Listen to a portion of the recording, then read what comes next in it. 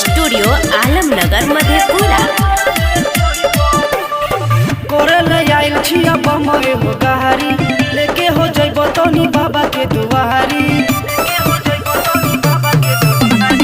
कोरले आइल छिया बमए हो गहारी लेके हो जइबो तनी बाबा के दुआरी। भोरले बाहर चिलम में गांजा एक फूक हमें भी पिलइबो।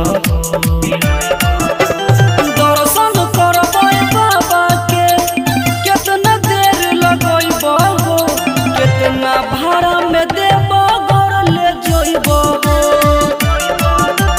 दर्शन करबै बाबा के कितना देर लगइबो हो, कितना भाड़ा में देबो घर ले जइबो।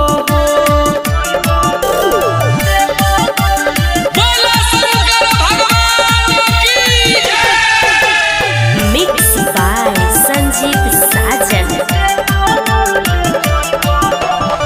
भरी सवनवा होने बादियानवा रजनी हर साल तरह के दर्शन करे के मिलल बा मौका जतनी अबोरी सफर के।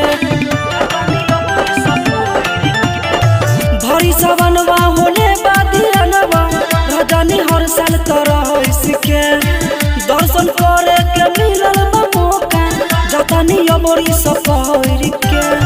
लागत नहसा में तू तो बाहर गली गली बाजारे लगे जइबो। दर्शन करबै बाबा के कितना देर लगइबो हो, कितना भाड़ा में देबो घर ले जइबो।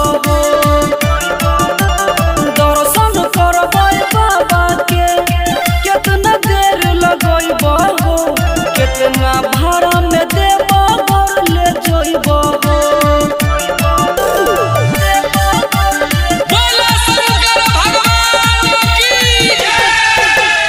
मिक्स बाय संजीव साजन।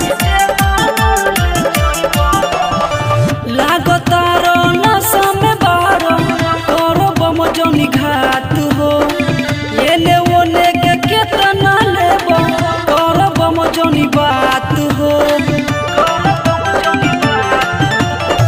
लागतारो नशा में बारो तोरो बम जनी घात हो, एने ओने के केतना लेबो तोरो बम जनी बात हो।